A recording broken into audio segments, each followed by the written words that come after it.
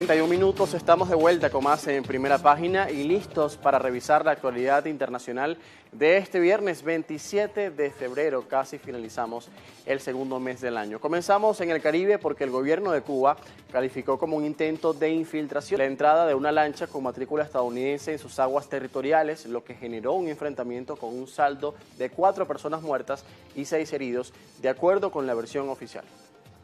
Se ha podido establecer que la lancha rápida neutralizada con matrícula de Florida FL7726SH transportaba 10 personas armadas que, según declaraciones preliminares de los detenidos, tenían intenciones de realizar una infiltración con fines que la embarcación procedente de Florida llevaba armas, explosivos caseros, chalecos antibalas y ropa de camuflaje. El mandatario Miguel Díaz-Canel advirtió que defenderán la soberanía y estabilidad de la isla ante cualquier agresión. Las autoridades anunciaron la detención de un ciudadano cubano que presuntamente viajó desde Estados Unidos para facilitar esta operación. La presunta incursión involucra a un grupo de personas que, según La Habana, estaba compuesto en su mayoría por residentes cubanos en Estados Unidos. Desde Washington, el jefe de la diplomacia estadounidense, Marco Rubio, afirmó que se está investigando el incidente y rechazó que el gobierno de ese país haya estado implicado. El hecho empeora las tensiones entre Cuba y Estados Unidos en medio de la fuerte presión económica y energética de Washington sobre la isla. Y a propósito de Cuba, el gobierno de Estados Unidos flexibilizó esta semana la prohibición que impedía el envío de petróleo venezolano a la isla y permitirá la venta del crudo a través del sector privado. El Departamento del Tesoro indicó que autorizará licencias para transacciones que apoyen al pueblo cubano, incluidas exportaciones de petróleo y sus derivados con fines comerciales y humanitarios. La medida excluye al aparato estatal y militar cubano. El anuncio coincidió con la participación del secretario de Estado Marco Rubio en la cumbre de la Comunidad del Caribe CARICOM.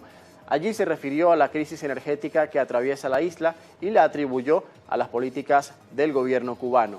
Advirtió que si el petróleo autorizado se desvía hacia la cúpula gubernamental o su aparato militar, las licencias serán revocadas. Varios países caribeños expresaron su preocupación por el impacto humanitario y regional que a su juicio genera la crisis cubana, advirtiendo que la situación podría afectar la estabilidad, la migración y la seguridad en toda la región. Canadá anunció una ayuda de casi $6 millones para aliviar la escasez en la isla, mientras que varios líderes de la región han llamado al diálogo entre La Habana y Washington para evitar que empeore la situación. Y Ecuador anunció este jueves que elevará del 30% al 50% el arancel a las importaciones provenientes desde Colombia. La medida entrará en vigencia el 1 de marzo y, según el gobierno, responde a razones de seguridad nacional. Quito sostiene que Bogotá no ha aplicado acciones concretas y efectivas para frenar el crimen organizado en la frontera común. Ambos países ya se habían impuesto aranceles del 30% a decenas de productos en medio de un conflicto comercial que comenzó por decisión del presidente ecuatoriano Daniel Noboa. El mandatario impulsó las primeras medidas que escalaron la tensión bilateral y desde entonces las relaciones económicas han entrado en una fase de mayor inestabilidad. A comienzos de este mes, cancilleres y ministros de seguridad se reunieron en Quito para intentar destrabar la disputa, pero sin embargo no hubo acuerdo. El choque arancelario ya impacta el intercambio comercial, la cooperación energética y el transporte de crudo entre ambas naciones. Y vamos ahora al Cono Sur porque una información muy importante de las últimas horas es que Argentina y Uruguay ratificaron este jueves el acuerdo de libre comercio entre el Mercosur y la Unión Europea tras completar su aprobación parlamentaria. El pacto crea una de las mayores zonas comerciales del mundo entre los 27 países europeos y Argentina, Brasil, Paraguay y el Uruguay. El gobierno de Javier Milei calificó la decisión como un paso clave para la inserción internacional y hacia una economía más abierta y competitiva. Uruguay destacó el carácter histórico de la decisión, aunque advirtió que su implementación no será sencilla. El tratado prevé eliminar aranceles a más del 90% del intercambio entre ambos bloques, lo que concentran cerca del 30% del Producto Interno Bruto Mundial y más de 700 millones de personas. Mientras Brasil y Paraguay avanzan en sus trámites, el Parlamento Europeo mantiene congelada la ratificación en medio de cuestionamientos legales y protestas del sector agropecuario. Y vamos a otra información porque el Banco de Desarrollo de América Latina y el Caribe, CAF, anunció un programa de financiamiento por al menos 3.100 millones de dólares para Bolivia, con posibilidad de ampliarse en los próximos años. El presidente ejecutivo del organismo, Sergio Díaz Granados, se reunió en La Paz con el mandatario Rodrigo Paz, cuyo gobierno busca liquidez ante la escasez de divisas. Dijimos, mínimo un piso de 3.100 millones de dólares podemos garantizarle a Bolivia en los próximos 5 años. De manera que Bolivia puede hacer su anuncio, y cuando hizo el anuncio, los mercados reaccionaron a favor de Bolivia inmediatamente. Y esto se tradujo en beneficios y en confianza para Bolivia. La CAF es la casa donde Bolivia vuelve. Vuelve sin discursos ideológicos, vuelve sin tapujos, vuelve sin complejos y vuelve con las ganas de querer crecer. El compromiso se extenderá hasta 2030 y ya contempla desembolsos iniciales por 918 millones destinados a infraestructura, transición energética e inclusión financiera. Bolivia enfrenta, recordemos, su crisis económica más severa en 4 décadas, con una inflación cercana al 20% y reservas internacionales debilitadas tras años de subsidios. Desde su llegada al poder en noviembre, Paz ha promovido un giro en la política económica y el restablecimiento de relaciones con organismos multilaterales y con Estados Unidos. El objetivo ahora es recuperar la confianza de los mercados y estabilizar la economía con respaldo internacional. Bueno amigos, cambiamos de tema y vamos a Norteamérica porque la ex secretaria de Estado de Estados Unidos, Hillary Clinton, testificó este jueves sobre sus vínculos con el fallecido delincuente convicto Jeffrey Epstein y exigió que el presidente Donald Trump también sea llamado a prestar declaración bajo juramento. Antes de ingresar, exigió a través de una declaración que el presidente Donald Trump también sea llamado a declarar bajo juramento y calificó la investigación como un intento de desviar la atención. Su esposo, el expresidente Bill Clinton, está citado a testificar el viernes. Ambos fueron convocados bajo amenaza de desacato en una investigación impulsada por legisladores republicanos y respaldada por demócratas.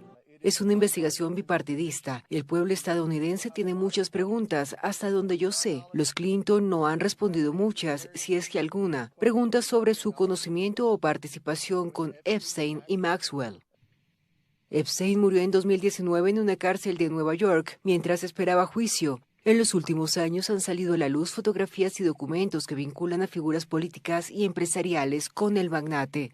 La mera mención en los archivos no constituye prueba de delito. Clinton y Trump, ambos de 79 años, aparecen en documentos oficiales recientemente difundidos, aunque los dos han afirmado haber roto vínculos con Epstein antes de su condena en 2008.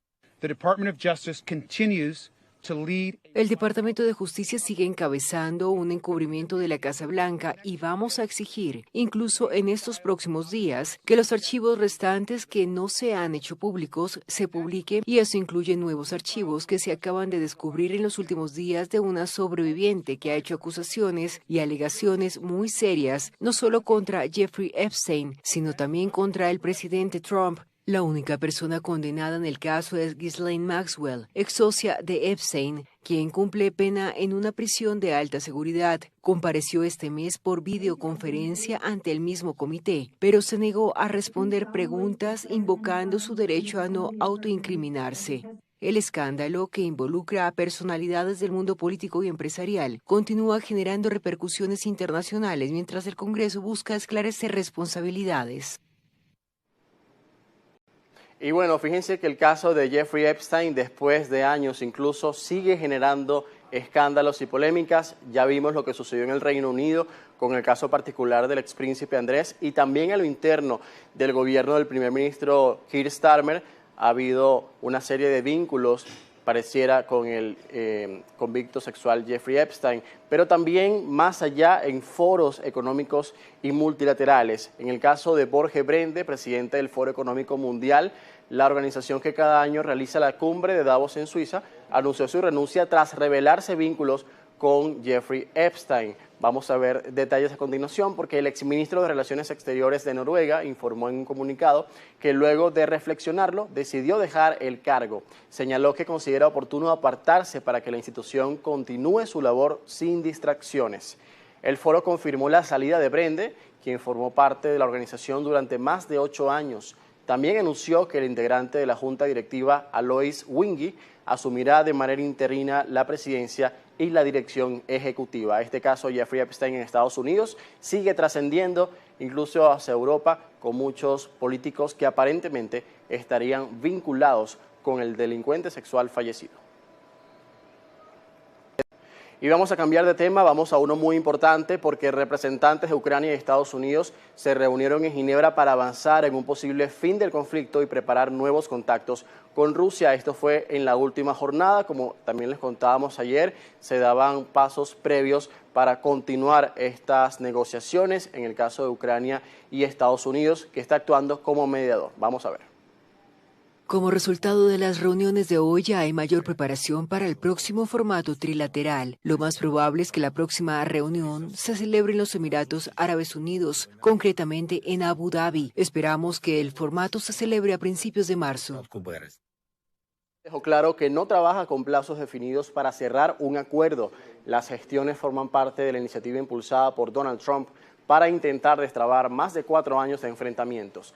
El negociador ucraniano Rustem Umerov sostuvo un encuentro de 6 horas con los enviados estadounidenses Steve Witkoff y Jared Kushner. Kiev señaló que uno de los puntos centrales fue la reconstrucción del país.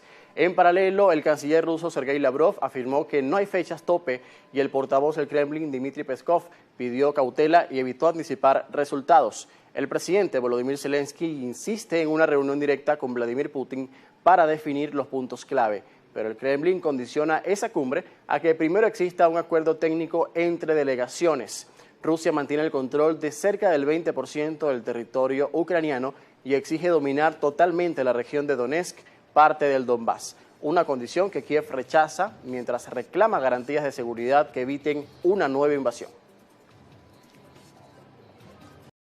Pero no solo han sido importantes los contactos entre Ucrania y la delegación de Estados Unidos para luego avanzar con Rusia, sino también lo que ha sucedido en torno a Irán y Estados Unidos, que han reportado avances tras una nueva ronda de conversaciones indirectas en Ginebra con mediación de Omán, en un esfuerzo por evitar un conflicto mayor en Medio Oriente. El canciller iraní Abbas Araghchi aseguró que hubo progresos en los temas discutidos, centrados en el programa nuclear y el levantamiento de sanciones.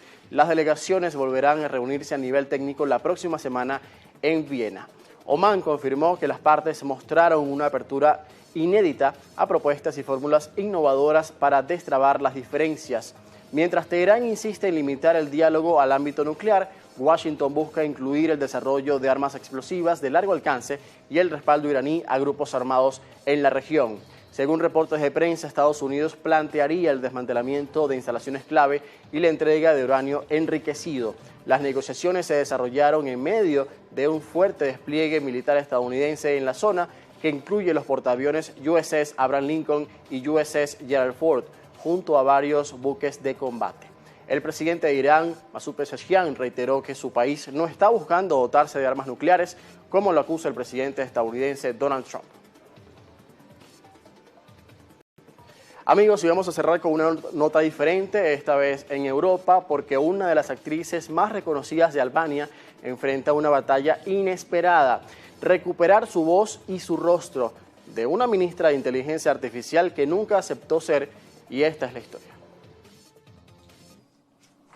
Anila Villa es una figura muy conocida del teatro y la televisión albanesa, con 3 décadas de carrera, pero nunca imaginó terminar siendo el rostro de una ministra virtual.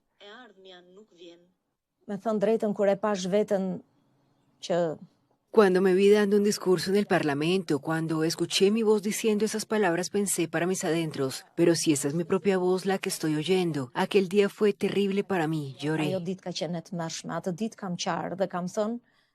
Todo comenzó en 2025, cuando Villa sí aceptó prestar su imagen para Diela, una asistente virtual destinada a orientar a ciudadanos en trámites online. Fueron horas y horas grabando movimientos y sonidos para lograr un avatar realista. Y el proyecto fue un éxito, con casi 1 millón de interacciones. Pero en septiembre el gobierno decidió ascender al chatbot y presentarlo como ministra de Contratación Pública, prometiendo que así las licitaciones serían 100% libres de corrupción. Una movida celebrada por el oficialismo, pero criticada por expertos y opositores que denunciaron falta de transparencia.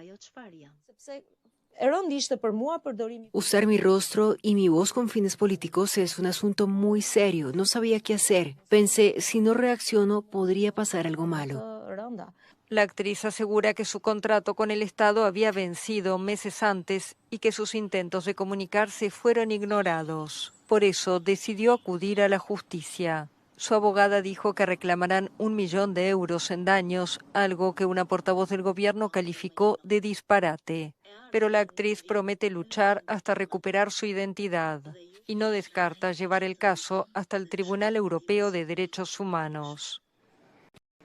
Bueno, ya ustedes lo ven, esto está generando la inteligencia artificial y el control que también están tomando algunos gobiernos en el mundo. En el caso de Europa, Albania en particular, hace meses, como le habíamos contado, había creado una ministra de inteligencia artificial con el objetivo de reducir la corrupción, y precisamente es esto lo que está pasando, este reclamo de una famosa actriz albanesa que está reclamando que su imagen y su voz dejen de pertenecer a este agente de inteligencia artificial que sirve como ministro para el país. Con esto cerramos el día de hoy la actualidad internacional aquí en Primera Página. Son las 6:47.